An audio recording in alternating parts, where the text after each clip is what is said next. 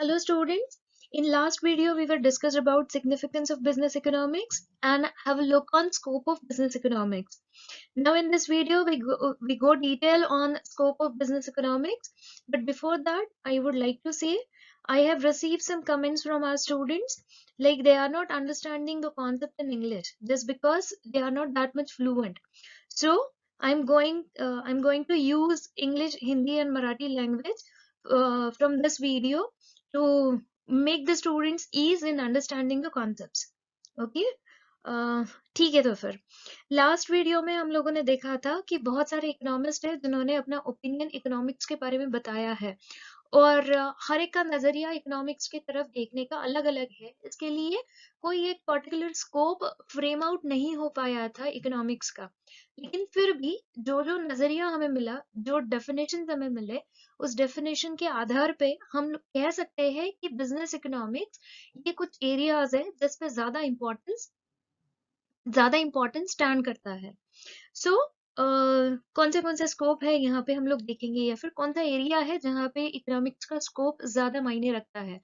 जैसे कि demand analysis and forecasting है, कॉस्ट एंड प्रोडक्शन एनालिसिस है, pricing decision, policies and practices, profit management and capital management. ये 5 areas ऐसे हैं जहाँ पे हम बिजनेस इकोनॉमिक्स का इम्पोर्टेंस ज्यादा देख सकते हैं। ओके, तो हम लोग जाते हैं ये हर एरिया पे वन बाय वन। सबसे पहले देखेंगे demand analysis and forecasting. Students, जब भी बिजनेस कोई रन करता है तो डेफिनेटली अपने बिजनेस को रन करने के लिए, मार्केट में उसका शेयर स्टैंड करने के लिए उसे एक प्रोडक्ट की जरूरत होती है। अब प्रोडक्ट जो उसको तैयार करना है, जो प्रोडक्शन होगा या जो मैन्युफैक्चरिंग होगा उसका, डेफिनेटली वो मार्केट में डिमांड क्या है इसके हिसाब से होगा। इसके लिए सबसे पहली बात होती है किसी भी इंसान को बिजनेस रन करने के लिए कि वो अपने प्रोडक्ट के लिए मार्केट में डिमांड है या नहीं वो देख ले। अब ये जो डिमांड देखने की बात होगी, ये हो गई हमारी डिमांड एनालिसिस की बात। जैसे मार्केट में उस प्रोडक्ट को डिमांड है या नहीं, कॉम्पिटिटर्स है या नहीं, क्लोज सब्स्टिट्यूट्स है या नहीं, कॉम्प्लीमेंट्री गुड्स है या नहीं, ये सारी बातें। और उसी के साथ साथ फोरकास्टिंग करना जरूरी है। फोरकास्टिंग का मतलब होता है कि भविष्य का अंदाजा लगाना। हमारा जो प्रोडक्ट है वो मार्केट में नियर फ्यूचर में क्या क्या कहाँ और कैसे स्टैंड करेगा, ये सारे क्वेश्चन का आंसर हमें फोरकास्टिंग और डिमांड एनालिसिस में मिलता है। इसलिए हम लोग कह सकते हैं demand analysis and forecasting provided the essential basis for business planning and occupies a strategic place in managerial economics. अब स्ट्रेटेजिक प्लेस का मतलब क्या है कि अगर हम मार्केट एनालिसिस करते हैं या डिमांड एनालिसिस करते हैं तो हमें हमारे क्यों, क्या, कैसे, कब, कहाँ, ये सारे सवालों का जवाब धीरे धीरे मिलना चालू हो जाता है। जैसे कि फोरकास्टिंग अगर करते हैं तो आगे चल के क्या बदलाव आ सकता है, आगे चल के प्रोडक्ट में क्या चेंजेस है, या फिर क्या इलास्टिसिटी हो सकती है डिमांड की, ये सब बातें हमें फोरकास्टिंग के दरमियान पता चलती है। अगर हमें ये पहले ही पता चल जाए तो हम हमारी स्ट्रेटेजीज कुछ इस तरह से बना सकते हैं जिसकी वजह से फ्लक्चुएशन से होने वाला नुकसान हमारा कम हो जाए। इसलिए डिमांड एनालिसिस एंड फोरकास्टिंग जो है वो एक स्ट्रेटेजिक प्लेस गेन करते हैं मैनेजरियल इकोनॉमिक्स में। The topics which covered under the heading is demand determinants, demand distinctions and demand forecasting. Demand distinction का मतलब क्या होता है, जैसे कि हमारे प्रोडक्ट को मार्केट में जो डिमांड मिल रहा है उसके लिए कुछ लोग फेवरेबल और फैमिलियर, ये दोनों कैटेगरी में हम डिवाइड कर सकते हैं। ओके, फैमिलियर का मतलब होता है कि सिर्फ वस्तु को जानने वाले, और फेवरेबल का मतलब होता है कि वस्तु को हमेशा ही मांगने वाले। तो जैसे कि हम अगर हमारे प्रोडक्ट को फैमिलियर के बजाय फेवरेबल कैटेगरी के लोगों के लिए सोचे, या फिर जो लोग हमारे प्रोडक्ट के लिए सिर्फ फैमिलियर है उनको भी फेवरेबल कैटेगरी में ऐड करने के बारे में सोचे, तो डेफिनेटली हमारा डिमांड एनालिसिस का जो पार्ट है वो पार्ट बहुत ज्यादा सक्षम होता है। And the next is demand forecasting. Okay, I hope students you understand the concept. If you not, please ping me up. उसके बाद अगला जो है वो है cost and production analysis. Discovering economic cost and the ability to measure them are the necessary steps for more effective profit planning, cost control, and sound pricing practices. Students, जैसे कि हम लोग डिमांड के बारे में बात कर रहे थे, उसी तरीके से एक और चीज महत्वपूर्ण रखती है हमारे बिजनेस के लिए, दैट इज कि बिजनेस जो भी है वो सिर्फ प्रॉफिट गेन करने के लिए हम लोग सोचते हैं कि हम रन करेंगे। अब अगर प्रॉफिट अर्न नहीं हो रहा है तो हमें देखना पड़ता है कि हम कहाँ गलत है, और उसी के लिए हमें कॉस्ट एंड प्रोडक्शन एनालिसिस मदद भी करता है। जैसे कि हम रॉ मटेरियल कितने अमाउंट का लेते हैं और उसमें से उसकी प्रोडक्टिविटी कैसी है और उसमें से उसका आउटपुट कितना बनता है, ये देखना जरूरी होता है। अब रही बात कॉस्ट के सारे एलिमेंट्स की, तो हो सकता है कि एक बंदा जब काम कर रहा हो तो वो कॉस्ट के सारे एलिमेंट्स पर ध्यान नहीं दे पाएगा। कोई कोई कॉस्ट ऐसे होते हैं कि वो हिडन कॉस्ट कहलाते हैं, जैसे कि छुपी हुई बात है कि वो नजर नहीं आती है लेकिन अचानक से वो सामने आ जाती है जिसके ऊपर हमें खर्चा करना पड़ता है। तो ऐसे कुछ एलिमेंट्स होते हैं, ऐसे कुछ एक्सपेंडिचर होते हैं जो कि इवेंचुअल है या फिर जो अनसर्टेनिटी बेस्ड है। तो ऐसे सिचुएशन में हमें उसको कवर करने के लिए, उसको कंट्रोल करने के लिए कॉस्ट एनालिसिस की जरूरत में कॉस्ट एनालिसिस की मदद होती है। और उसी के लिए कहा है कि अगर हम लोग कॉस्ट एनालिसिस करेंगे तो डेफिनेटली एक बहुत बड़ा स्टेप हो जाएगा जो प्रॉफिट प्लानिंग इफेक्टिव कराएगा, जो कॉस्ट कंट्रोल कराएगा, और उसी के साथ हमारे प्रोडक्ट के लिए क्या प्राइस होना चाहिए ये भी डिसाइड करने के लिए कॉस्ट एनालिसिस हेल्प करता है। अब कॉस्ट एनालिसिस में जनरली कॉस्ट के एलिमेंट्स की तरफ ध्यान दिया जाता है। कॉस्ट के एलिमेंट्स कौन से होते हैं? जो प्राइम कॉस्ट है, वर्क कॉस्ट है, एडमिनिस्ट्रेटिव कॉस्ट है, ये सारी बातें हैं। स्टूडेंट्स, आप जब कॉस्ट अकाउंटिंग सीखेंगे तो उसमें आपको ये तीनों कॉन्सेप्ट्स और उसके साथ साथ और कुछ अलग अलग कॉस्ट के कॉन्सेप्ट्स हैं जो क्लियर होते जाएंगे, सॉरी। आज के लिए बस इतना ही याद रखिए कि कॉस्ट एनालिसिस जो है वो effective profit planning, cost control and sound pricing practices के लिए बहुत ज्यादा जरूरी है। ओके, उसी के साथ में एक और कॉन्सेप्ट आता है प्रोडक्शन एनालिसिस। माने हमारा प्रोडक्ट क्या रहेगा, प्रोडक्ट की टेक्नोलॉजी क्या रहेगी, प्रोडक्शन का वॉल्यूम कितना रहेगा, ये सारी बातें हमें प्रोडक्शन एनालिसिस में देखनी पड़ती है। So, production analysis proceeds in physical terms than monetary term. इसका मतलब क्या कि प्रोडक्शन एनालिसिस वॉल्यूम से ज्यादा रिलेट करता है। वॉल्यूम का मतलब है हमारी क्वांटिटी, हम कितना क्वांटिटी में प्रोड्यूस कर रहे हैं, ना कि मॉनेटरी टर्म्स पे।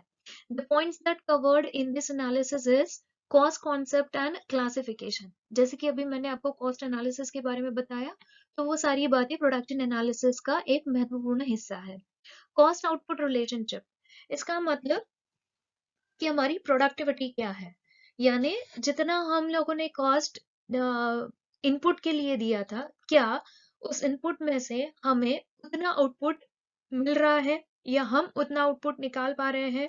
साथ ही साथ जो आउटपुट हमारा निकल रहा है वो आउटपुट और उसको लगने वाली जो कॉस्ट है वो कॉस्ट, इसका रिलेशनशिप क्या है, पॉजिटिव रिलेशनशिप है या इनवर्स रिलेशनशिप है, ये हमें प्रोडक्शन एनालिसिस के थ्रू पता चलता है। इकोनॉमीज एंड डिसइकोनॉमीज, इसका मतलब कि प्रोडक्शन करते वक्त कुछ खर्चे ऐसे होते हैं जो जरूरी होते हैं जिसकी वजह से प्रोडक्शन के लिए फायदा होता है, लेकिन जिसे हम इकोनॉमीज कह सकते हैं।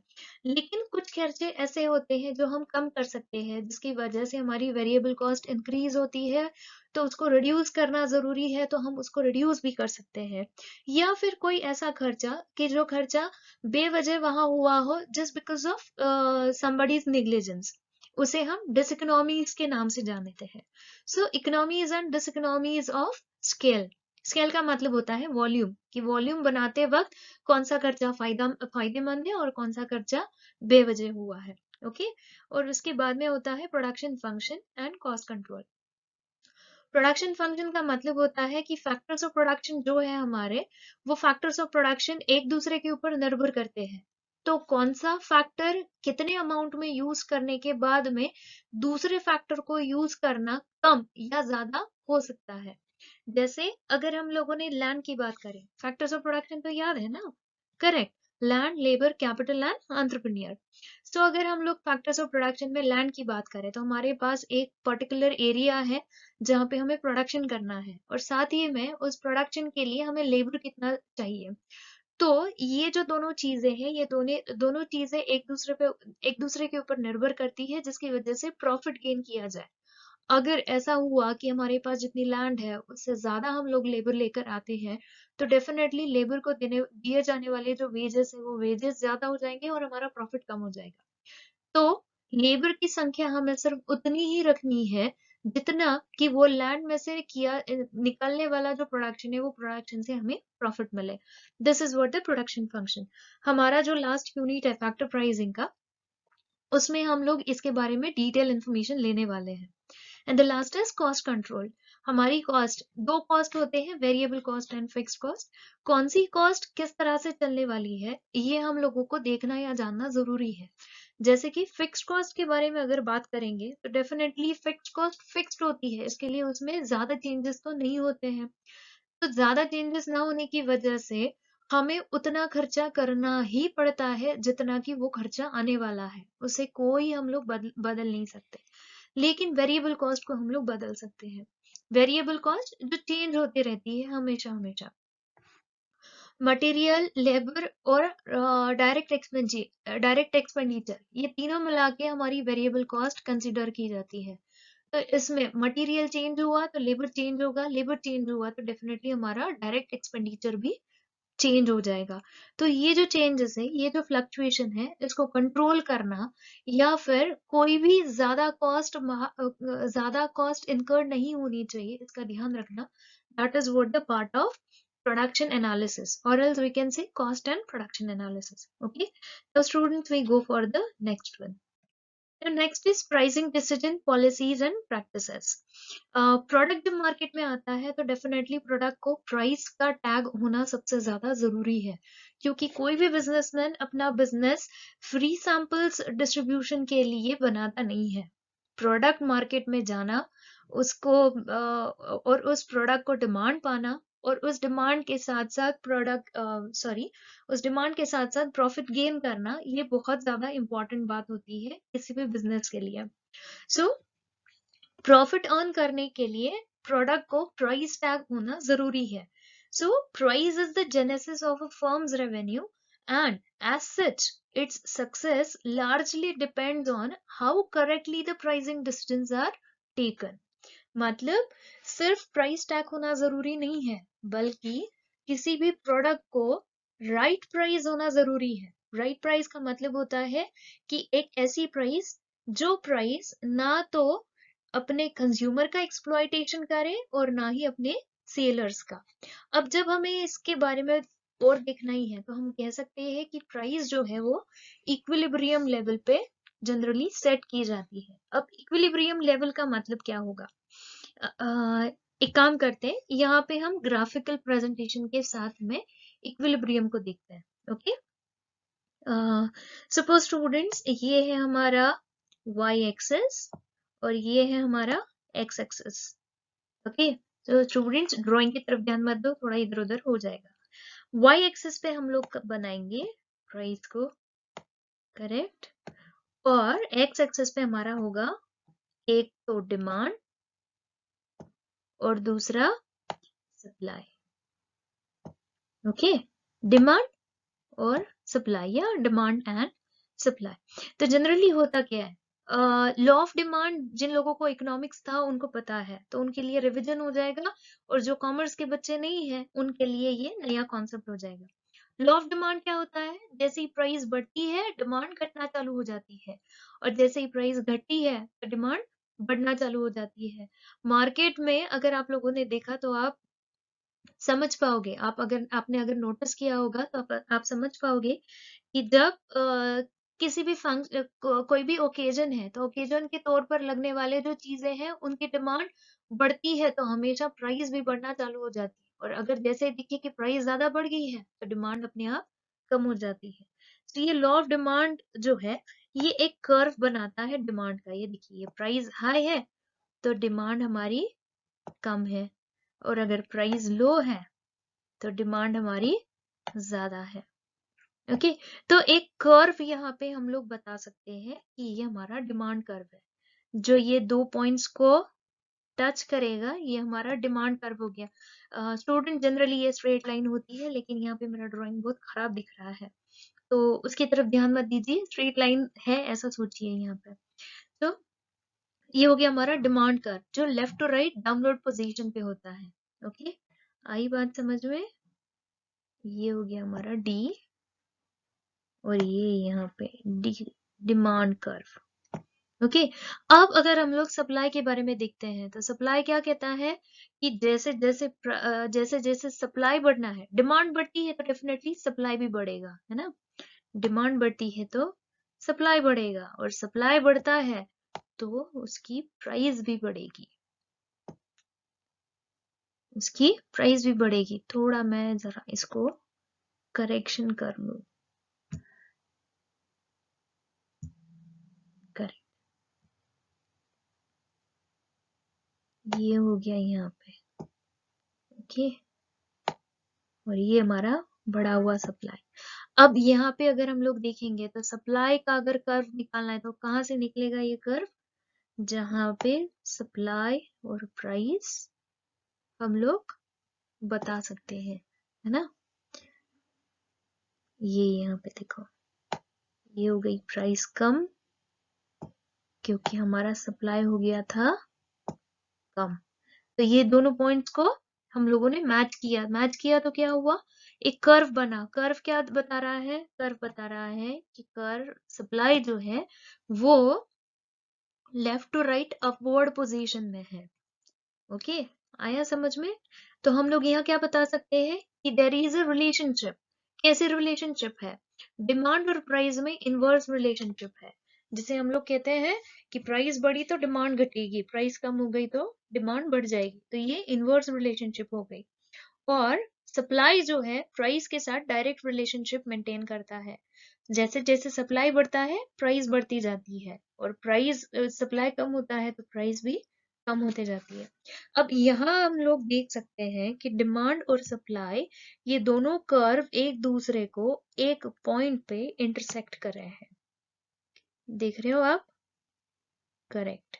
ये मैंने यहाँ पे रेड कलर से बिंदी बनाई है, जो बता रहा है कि यहाँ पे सप्लाई जो है और डिमांड जो है वो इंटरसेक्ट हो रहे हैं। इसका मतलब ये एक ऐसा पॉइंट है जहां पे ना तो सेलर्स का एक्सप्लॉयटेशन होता है और ना ही कंज्यूमर्स का। इसे ही कहते हैं इक्विलिब्रियम पॉइंट। ओके, तो जनरली प्राइस जब सेट करते हैं तो ये इक्विलिब्रियम लेवल को ध्यान में रखते हुए उसे सेट करना पड़ता है। The aspects dealt under the pricing is price determination in various market forms. Market forms मतलब दो तरीके के मार्केट होते हैं, परफेक्ट कंपटीशन और इम्परफेक्ट कंपटीशन। तो परफेक्ट और इम्परफेक्ट के बारे में हमारे लिए एक अलग से चैप्टर बनाया गया है, जिसमें हम पूरी तरीके से डिस्कस करेंगे। अब बस सिर्फ ध्यान में रखिए कि हर एक मार्केट फॉर्म में प्राइस डिटर्मिनेशन जो है उसकी टेक्निक अलग अलग होती है। ओके, तो ये price decision policy and practices जो है वो हमें ये प्राइस डिटर्मिनेशन के लिए हेल्प करते हैं।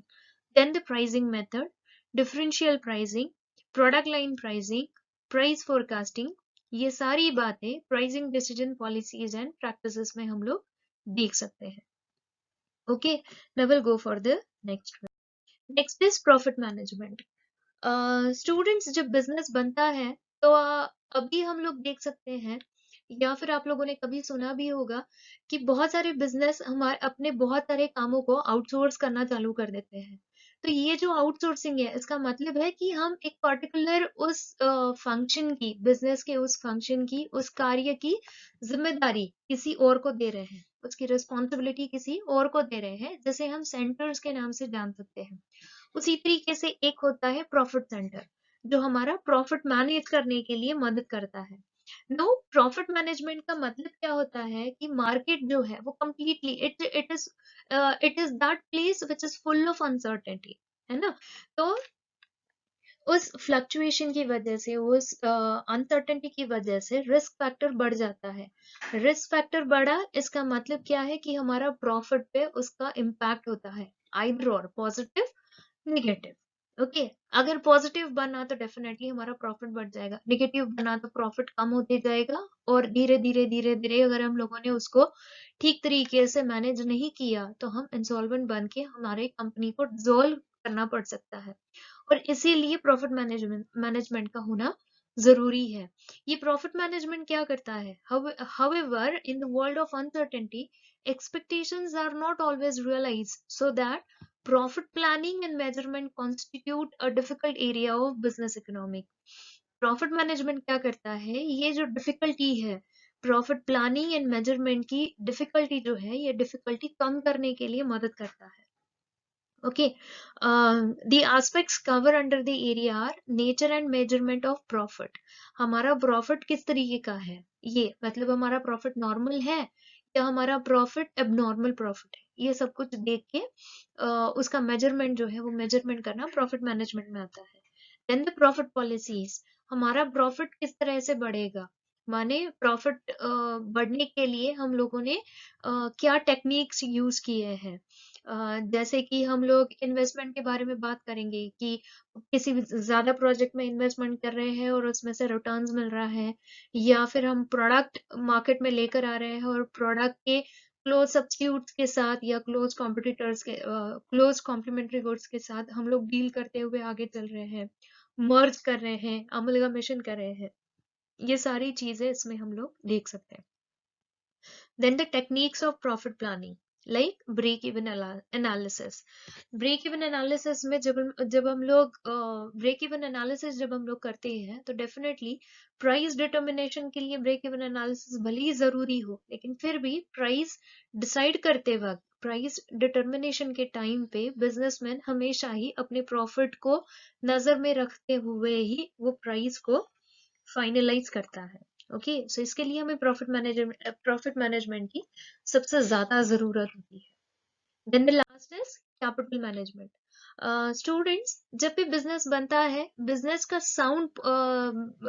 साउंड होना, साउंड यानी कि बिजनेस अच्छी दशा में है या नहीं ये देख पाना कैपिटल स्ट्रक्चर पे निर्भर करता है। कैपिटल स्ट्रक्चर का मतलब होता है कि हमारे बिजनेस में कितना डेब्ट कैपिटल है और कितने असेट्स है, या फिर कितना इक्विटी कैपिटल है। इक्विटी कैपिटल माने कि हम ऐसा कैपिटल खड़ा कर रहे हैं जो इक्विटी शेयर्स को सेल आउट करके हम लोग बता पा रहे हैं। तो ये जो कैपिटल स्ट्रक्चर है, ये कैपिटल स्ट्रक्चर में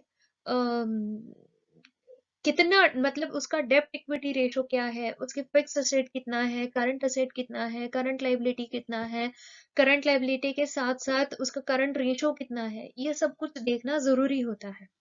अगर अगर जहां पर भी हम लोग रेशोज बता रहे हैं, जैसे डेब्ट इक्विटी रेशो है या करंट रेशो है, या फिर कैपिटल स्ट्रक्चर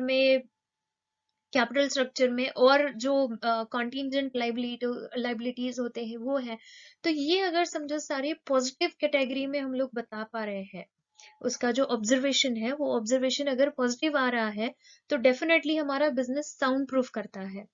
साउंड प्रूफ का मतलब, साउंड प्रूफ यानी हमारा बिजनेस जो है वो अच्छा है या फिर प्रॉफिट में है, ये ऐसे हम लोग बता सकते हैं। लेकिन अगर ये एडवर्स आए, यानी अगर ये नेगेटिव आए, तो डेफिनेटली हमें ये सोचना पड़ता है कि हमारे कैपिटल स्ट्रक्चर में कोई तो भी प्रॉब्लम है, हमें उसे ऑप्टिमम करना चाहिए। कैपिटल स्ट्रक्चर में एक और चीज महत्वपूर्ण होती है, दैट इज द कैपिटलाइजेशन। ये अंडर कैपिटलाइजेशन और ओवर कैपिटलाइजेशन दोनों तरीकों में थोड़ा सा रिस्की है या फिर थोड़ा सा डेंजरस है, ऐसे हम लोग बता सकते हैं। इसके लिए हमारा कैपिटलाइजेशन हमेशा ही ऑप्टिमम लेवल पे होना जरूरी है। ये सब बातें हमें कैपिटल मैनेजमेंट के थ्रू समझ में आती है। The sound position of any business reflects in its capital structure, जैसे कि मैंने अभी कहा था। If the utilization of money, investment, and the expenditure on capital are in optimum position, the business will be considered as on successful stage. This scenario seems to be the complex in nature. Hence, we need capital management. The concept capital management implies planning and control of capital expenditure. The topics that cover under this capital management is cost of capital, rate of return, and selection of project. Students, ये जो concept है cost of capital, rate of return and selection of project, ये आपके financial management subject में cover हो जाते हैं। इसके लिए मैं अभी यहाँ पे ज्यादा डिस्कस ना करते हुए हम लोग आगे के वीडियो के बारे में देखेंगे। ओके, लेकिन